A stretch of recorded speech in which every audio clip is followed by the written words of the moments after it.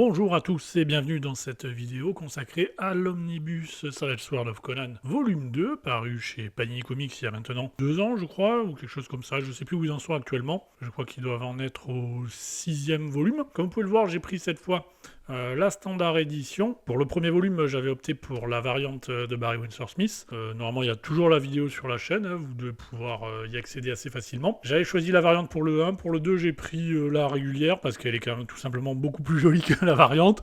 Et pour le 3, ça va être la même chose, hein, parce que clairement, voilà, quand t'as des standards éditions comme ça aussi qui claquent autant, presque je comprends même pas pourquoi tu fais des variantes, surtout si c'est pour prendre des trucs en plus pas ouf. Je trouve certaines des variantes chez Panini. Bon, celle du 1 était cool, mais celle du 2 et 3, franchement, elles valent pas les covers de la standard édition. Je vais commencer la vidéo par râler un petit peu, parce que bon, bah voilà, déjà, je suis français, et puis en plus je suis vieux, donc ça me donne 2 excuses, si vous voulez.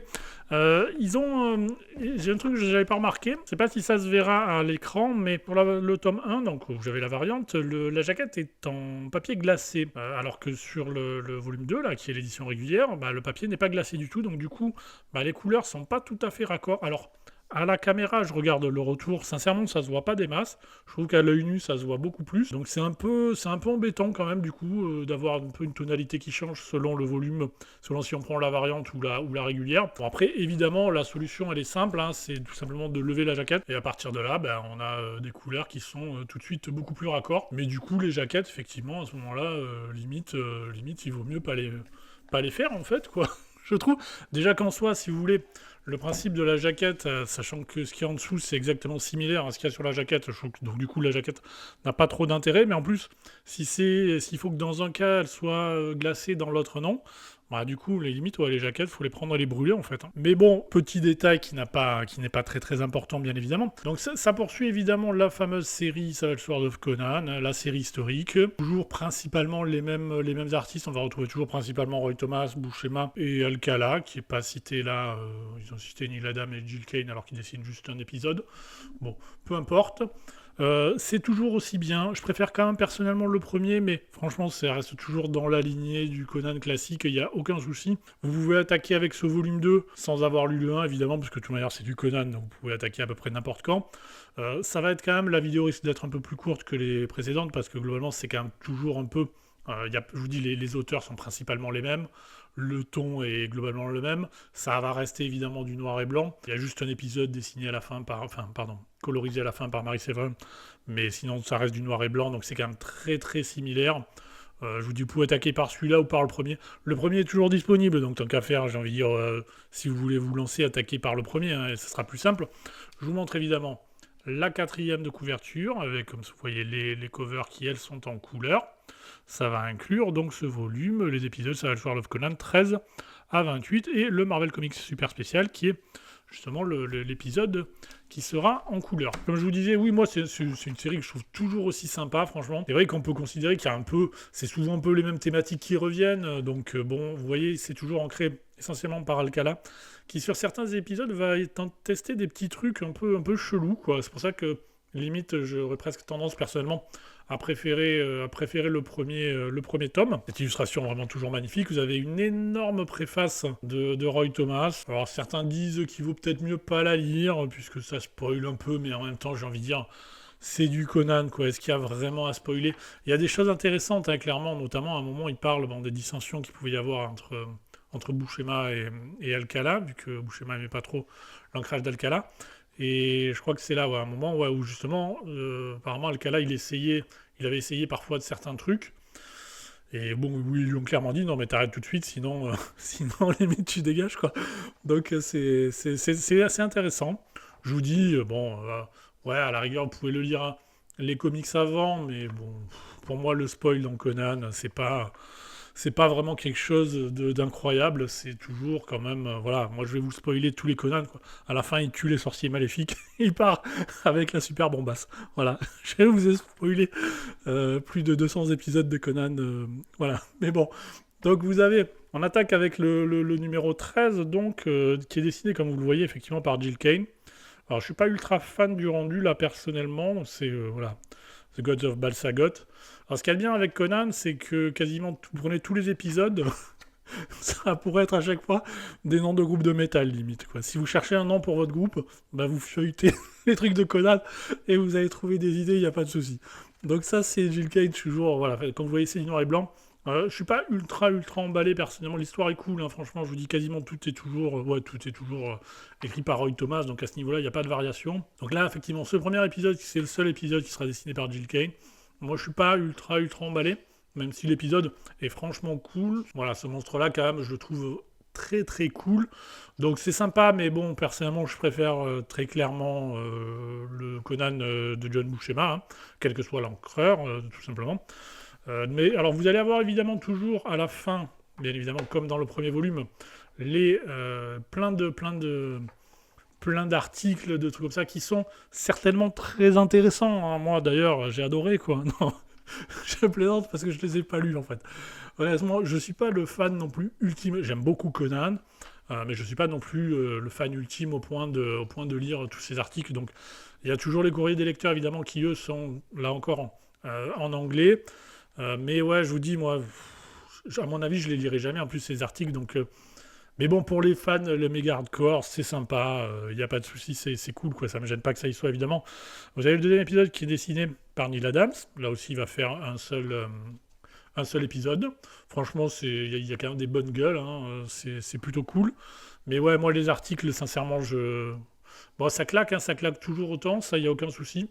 Même si je suis pas très fan de cette double page. Vous voyez qu'on voit quand même pas mal au travers, parce que oui, je l'ai pas dit, mais toujours pareil. Donc sur ces omnibus, c'est du papier à l'américaine, donc qui est quand même extrêmement fin. Donc on voit un petit peu, au travers. Mais bon, l'avantage c'est que du coup on peut le lire clairement sur un fauteuil. Moi j'ai pas eu de problème. Ça fait un peu les poignets, mais franchement ça passe. Alors qu'avec le papier classique de Panini, ça serait vraiment très compliqué. Bon, comme vous voyez, ça tabasse, hein, franchement. Moi c'est un gros kiff encore. Il y a rien à jeter quand même globalement sur tout l'omnibus. Donc ouais, il y a des planches quand même superbes. Enfin, c'est vraiment magnifique. Bon, vous allez avoir votre lot de belles femmes, hein. Ça, c'est vraiment, c'est toujours magnifique à ce niveau-là. Personnellement, c'est un vrai kiff. Bon, il faut aimer les femmes, on va dire, à chevelure abondante et forme voluptueuse, on va dire. Mais moi, personnellement, j'aime beaucoup. Un petit peu de violence aussi, donc un peu des trucs parfois légèrement dénudés où on voit des petites transparences très légères. Un petit peu de violence aussi qui se justifie. Enfin, disons qui aurait posé problème si ça avait été soumis effectivement à la Comics Code Authority. Mais bon, rien de bien méchant non plus. Mais voilà, il y a certaines petites cases qui seraient certainement pas passées dans le Conan classique. Ensuite, vous avez donc le Savage Sword of Conan numéro 15, où l'on va retrouver logiquement John Buscema, si je ne dis pas de bêtises, et Alfredo Alcala. Alfredo Alcala, dans un style voilà, toujours très typé gravure, qui fait bien évidemment plaisir. Les histoires sont cool, franchement, c'est toujours un bonheur, personnellement. Je ne m'en lasse pas, je vais me prendre évidemment le volume 3 aussi, hein. Après, je ne sais pas jusqu'où j'irai, mais en tout cas, je trouve que ça dépend des goûts de chacun, évidemment. Certains, à l'arrière, s'ils diront bon, bah c'est bon, j'ai lu un volume, ça m'a suffi. Parce que c'est vrai que c'est un peu toujours un peu plus de la même chose, en fait, quoi. On peut pas dire que ça varie énormément Conan, hein. Les thématiques, le déroulement des histoires, etc. C'est vrai que c'est un peu souvent les mêmes trucs, mais franchement, c'est bien fait, c'est très divertissant. Et personnellement, enfin, c'est tout ce que j'attends d'un comics. Donc en soi, ça ne me gêne pas, si vous voulez, qu'il n'y ait pas un renouvellement permanent voilà, des thématiques, de la dynamique, etc. En soi, quand les trucs sont bien, ouais, j'ai aucun problème à en avoir plus. Pour le moment, je ne suis toujours pas lassé de Conan. Mais comme vous voyez, ça tabasse évidemment. On a toujours un peu les mêmes thématiques, là, je reviens pas dessus, vous allez avoir. Enfin, c'est sûr que au bout d'un moment, le côté, la barbarie face à la civilisation, on va dire, bon, c'est bon, on a compris. C'est vrai que ça revient très souvent, hein. C'est toujours la thématique principale, qui est qu'en fait, l'état naturel de l'homme, c'est la barbarie, et la civilisation n'est en quelque sorte qu'un accident plus ou moins malheureux ou heureux selon comment on voit les trucs. Mais vous voyez, bon, moi j'aime beaucoup toujours les histoires effectivement de sorciers maléfiques, de jeunes femmes. C'est vrai que c'est pas le comics le plus progressiste du monde, hein, parfois. Conan, la façon dont il parle aux femmes ou la façon dont les femmes sont traitées. Bon, bah, c'est pas. Après, c'est pas méchant, quoi. Franchement, c'est plus du fun que de chose, quoi. C'est pas. Enfin, tu prends pas non plus au premier degré, quoi, clairement. Mais c'est sûr que. Voilà, c'est une autre époque et Ouais, il y a des gens. Enfin, ouais, enfin bon, passons. Je n'entre pas dans les détails, mais en tout cas, c'est vrai que moi personnellement, j'aime beaucoup. Après, c'est vrai, les articles là, enfin, moi, je vois pas un moment où j'aurai le temps de les lire. Sincèrement, c'est surtout ça. Souvent, je me dis, ah, peut-être qu'un jour, même quand je serai à la retraite, à mon avis, j'aurai jamais le temps de lire tout ça, quoi. Parce que j'achète toujours plein de comics en VO, enfin, tout ce que j'achète, sans parler des jeux vidéo ou autres. Vous avez toujours, donc c'est vrai que je me dis, quand est-ce que je reviendrai là-dessus pour lire des articles, à mon avis, jamais. Mais si c'est votre cas, tant mieux, hein, c'est sûrement très intéressant. Vous avez sur le premier tiers à peu près de l'omnibus toujours, c'est cette petite chronologie là sur l'ère iborienne qui est dessinée évidemment par Walt Simonson. Là vous avez une interview de Buscema, donc ça c'est plutôt sympa. Je vous dis les ça je l'ai lu par contre évidemment, mais sinon la plupart des autres bonus généralement je passe. Mais après vous avez, enfin, c'est toujours pareil, hein, là vous avez Buscema dessiné et ancré par Alcala. Et c'est toujours, ça pète la classe, hein, ça pète la classe. C'est vrai qu'on est surpris de voir à quel point ils tombent en permanence sur des bombes atomiques. C'est un truc de fou. Parfois, ils se baladent dans le désert, ils n'arrivent pas à trouver à manger, quoi que ce soit, mais par contre, pour trouver des femmes sublimes, ça, il y a aucun problème. C'est toujours formidable. Mais je trouve c'est marrant parce que cette sexualisation un peu de la femme, vous allez voir, il y a des trucs quand même parfois, c'est très sexy quand même. Moi, ne m'a jamais particulièrement dérangé, alors que la sexualisation des femmes dans les années 90, bah, j'avoue que parfois je trouvais ça un peu limite. Enfin, disons que je trouvais ça un peu pour les jeunes, quoi. Alors que là, ça, pour moi, c'est un côté un peu plus. Enfin, disons que ça me correspond. Je vais pas dire que c'est un côté plus adulte, mais disons que ça me correspond mieux en tout cas. Peut-être qu'il y a des gens que ça gênera, hein, sûrement d'ailleurs. Mais bon, moi personnellement, j'ai aucun souci avec ce Conan-là, personnellement, même si c'est vrai que tu te dis, bon, il vaut peut-être mieux qu'ils en fassent pas un film aujourd'hui, parce que ça risquerait d'être quand même assez différent de ce qu'on connaît. Ensuite, évidemment, donc je vais passer quand même relativement vite, parce que je vous dis, bon, bah, il y a pas de changement majeur quand même. Mais c'est vrai que voilà, elle est toujours ancrée par Alcala, et vous avez cette page-là. Vous voyez, en une page, vous avez quasiment résumé 230 épisodes de Conan, limite avec voilà, le sorcier, la femme, etc. Alors, il manque des scènes de combat quand même, parce que c'est vrai que Conan qui latte des gens, c'est quand même une part non négligeable du comics.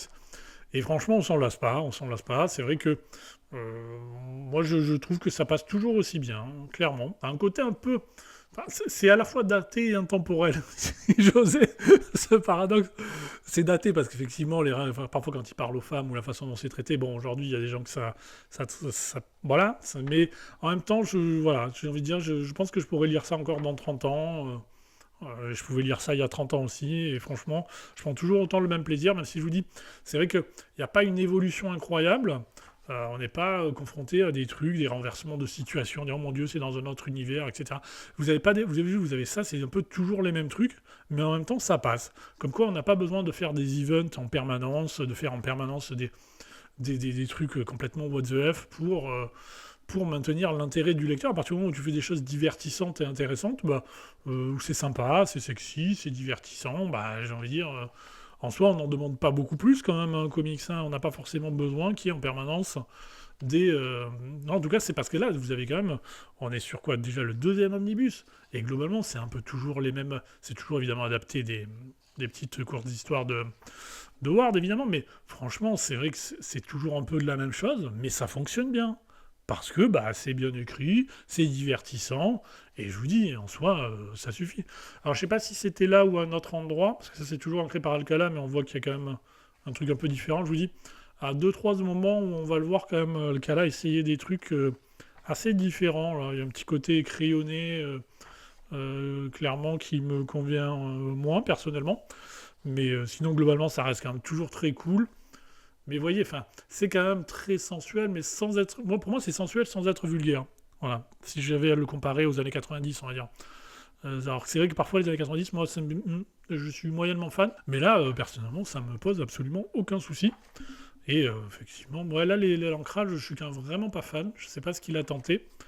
Mais bon, je suis moyennement convaincu quand même du rendu, personnellement, hein. C'est pas... Ouais, non, je suis vraiment pas emballé, personnellement. Je sais plus si c'était ce passage-là ou un autre où Roy Thomas lui avait dit, bon, bah, tu reviens à un ancrage à la gravure, à la Gustave Doré, sinon, bah, on arrête. Peut-être que c'est là, je ne sais plus. Je l'ai vu au début, mais je me souviens déjà plus parce que j'ai une mémoire, on va dire, qui a fait son temps. Mais ensuite, donc vous avez toujours effectivement les articles, les bonus. Voilà, là on revient à un ancrage d'Alcala qui est un plus classique, clairement. Toujours, je vous dis, c'est un peu toujours les mêmes thématiques et les mêmes histoires, mais je vous dis, on ne s'en lasse pas, hein, ça fonctionne toujours aussi bien. Ça pète la classe et c'est vraiment un bonheur, hein. Toujours ancré par Alcala. Donc globalement, je vous dis, ça reste évidemment la même équipe, hein, pour les 90%, si ce n'est plus, de l'omnibus. Donc pas de différence majeure par rapport au premier volume. Bon, comme vous le voyez, à plusieurs fois, certains personnages féminins se prennent un peu des mains en face, mais bon, voilà, je ne dis rien. J'imagine que j'en ai déjà beaucoup trop parlé. Il vaut mieux que je. Mais ouais, vous avez des femmes sublimes en permanence. C'est une vraie ode quand même à la. Ouais, c'est du pur classique, ça. C'est du pur bonheur, hein. Moi, j'adore, hein. Franchement, pour moi, on n'a pas fait mieux, hein, graphiquement. Si on compare surtout aux comics actuels, je m'en suis lu pas mal dernièrement. Franchement, mais c'est regardé comme ça claque, quoi. Je veux dire, c'est un bonheur. On s'est toujours bouché le main au dessin, mais c'est ancré par Sony Trinidad. Franchement, c'est très très cool aussi. C'est un peu différent d'Alcala, mais je trouve que c'est vraiment sublime. Et ouais, je vous dis, n'importe où ils sont, dans un oasis, dans le désert, n'importe où. Et les brigands ou les quoi que ça, ils tombent toujours sur des femmes absolument sublimes. Euh, c'est formidable. Ça a l'air chouette comme pays là-bas, hein. Un peu violent, mais sympa. Euh, mais regardez comme ça claque encore, hein. Moi j'aime beaucoup. C'est vraiment des visages féminins qui sont absolument sublimes. Regardez-moi ça, comment c'est quand même magnifique. C'est vrai que surtout quand on compare à parfois certains comics aujourd'hui, où t'as l'impression que le but c'est de rendre la femme la plus laide possible. Là, c'était pas le but, hein. Clairement, là, non, non, le but c'était de faire de très jolies femmes. Et ma foi, c'est fort réussi, hein. Regardez-moi ça. Comment c'est absolument incroyable, ces gueules, quoi. Je vous dis, en soi, déjà, si les dessins ils tuent, je veux dire, c'est quand même un atout énorme pour ton comics, quoi. C'est un truc, quand tu vois la gueule de certains comics aujourd'hui, tu pleures, quoi. Alors, je sais pas, le numérique, c'est bien gentil, mais bon, enfin bon, vraiment, moi, quand je vois toutes les séries aujourd'hui que j'essaye de m'enfiler pour me forcer un peu à lire des séries récentes, je me dis, mais bon, ouais, il y a parfois certains dessinateurs qui sont pas mauvais, mais bon, déjà, tous les 4 épisodes, ils sont remplacés par des gens franchement limite. Mais bon, on n'est pas censé le dire parce que bon, il faut pas non plus dire du mal des gens, toujours, évidemment. Les femmes à la sensualité quand même, assez développée, mais c'est sublime, hein. Franchement, moi j'adore. Vous voyez, toujours, il y a des petits trucs qui, techniquement, dans un comics Marvel classique soumis au Comics Code, qui aurait dû logiquement être un petit peu effacés, hein, gommés. Et là, bah, du coup, ça passe, et franchement, c'est très très cool. Typiquement, là, effectivement, ça ne serait pas passé, je pense, dans un comics, soumis à l'Authority. Mais franchement, ça claque, vous voyez, hein, de partout. C'est magnifique. Pour moi, c'est un bonheur. Donc n'hésitez surtout pas à vous jeter dessus, si vous ne l'avez pas déjà fait. Sachant que je pense, comme j'ai beaucoup de retard sur les omnibus à l'heure de Conan, j'imagine que vous êtes probablement plus avancé que moi. Toujours dessiné par Buscema, ancré par Alcala, ça revient là. Là encore, j'ai l'impression quelque chose d'un peu différent, au niveau de l'ancrage quand même, par Alcala. Donc voilà, bon, à voir, selon les goûts de chacun. Ça m'emballe moins, personnellement. Je ne sais pas exactement ce qui s'est passé, quelle était la raison, pourquoi il avait fait ça, mais bon, c'est étonnant. Enfin, ce n'est pas très grave. Alors, on revient à quelque chose de plus classique. Le fameux, effectivement, la tour de l'éléphant, qui est le classique, parmi les classiques des classiques de Conan, évidemment. L'histoire de la tour, vous savez, avec l'homme, le type avec la tête d'éléphant. Encore une fois, ça a été fait je sais pas combien de fois, hein, mais ça fonctionne toujours aussi bien. C'est un des grands classiques, j'ai envie de dire, de Howard et de Conan. C'est franchement cool, avec évidemment... Bon, d'abord, il y a l'araignée, puis après, il y a le type avec le pathétique avec la tête d'éléphant, évidemment. C'est toujours dans Alcala, c'est sublime, il n'y a aucun souci. Après, je vous dis, moi, tous ces articles que pourrait faire Conan un dimanche à New York, bon, bah...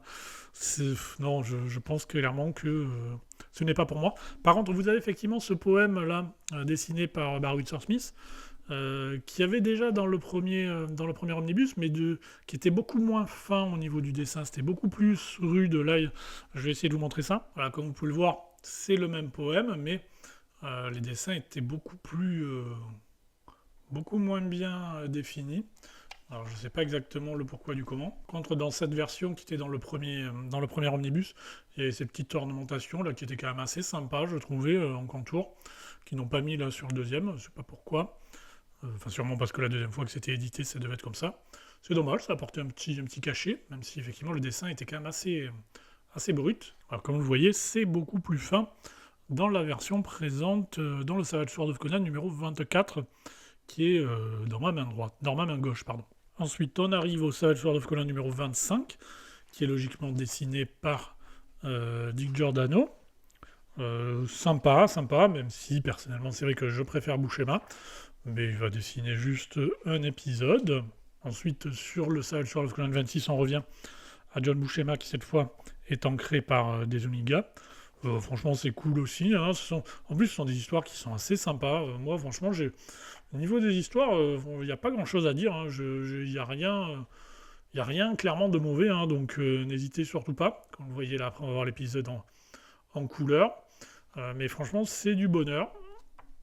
Et on a effectivement le fameux épisode là, du Marvel Comics Super Spécial numéro 2, qui va être toujours dessiné par Buscema et ancré par Alcala, mais colorisé par Marie Serra. Alors respect évidemment pour Marie, hein, bien évidemment, même si c'est vrai que personnellement, bon, j'ai du mal à dire que je préfère en couleur par rapport au noir et blanc, clairement. Plus cet épisode, c'est peut-être un de ceux que j'aime les moins parce que ça fait appel à ce personnage là, qui a un côté un peu... ça rappelle un peu trop, on va dire, les Conquistadors. Et c'est vrai que je suis pas très fan quand Conan, on va dire, fait des références, ou quand les histoires d'un Conan font référence un peu trop précise, trop presque explicite en quelque sorte, à notre propre temporalité. J'aime bien quand ça reste quand même relativement un peu, voilà, ça, un monde presque différent du nôtre. Là, lui, il fait un peu trop penser à un Conquistador à mon goût. Mais bon, sinon, ça reste quand même très bien. Je vous dis, bah, les couleurs, faites votre avis. Hein. Moi, personnellement, c'est pas déplaisant, quoi. Mais clairement, j'aime autant en noir et blanc. Hein. Mais de toute manière, c'est que cet épisode. Dès le suivant, on repart évidemment sur du noir et blanc, comme vous le voyez, avec toujours John Buscema et des Zuniga. Toujours, je vous dis, les titres des épisodes, c'est un bonheur dans Conan. Mais voilà, donc ça se termine. Je vais rester là, puisque de toute manière, j'ai pas grand-chose d'autre à dire sur cet omnibus, si ce n'est qu'évidemment, si vous êtes fan de Conan, n'hésitez surtout pas à l'acheter. Hein. Personnellement, j'en suis plutôt satisfait. Après, vous avez forcément, là, on a toujours encore un épisode. Voilà, toujours Buscema et de nouveau Alcala, Blood of the Gods. Et sur ce, après, vous avez quelques bonus, relativement peu de bonus à la fin, mais bon, j'ai envie de dire, il y en a tellement tout du long à la fin de chaque épisode que, en soi, limite, il pourrait ne pas y en avoir. Vous avez quelques covers un peu différentes par rapport à celles qui étaient parues en cover des numéros concernés. Bon, c'est rien de transcendant, je trouve, cette dernière partie de bonus, à part, bon, c'est quelques pages, mais bon, voilà, il faut avoir des pages en noir et blanc, Torrent of Doom, toujours. Voilà, moi je vous dis, c'est personnellement... voilà, ça c'est marrant, le truc sur le petit vinyle. Mais voilà, donc bon, je pense que je prendrai le volume 3, je suis pas sûr, je pense pas, à mon avis j'en ferai pas de vidéo. Mais clairement, je sais pas si c'était pas ça la variante de l'omnibus. Mais en tout cas, je me souviens qu'elle était pas oufissime. Mais sur ce, je vous dis à bientôt pour parler évidemment de Born Again, hein, quand ça va sortir là, en début mars dans l'édition Prestige chez Panini. Je reviendrai évidemment dessus et ensuite il y aura forcément les omnibus Micronauts et l'omnibus Spider-Man par Michelini Bagley. Sur ce, je vous dis à bientôt tout le monde.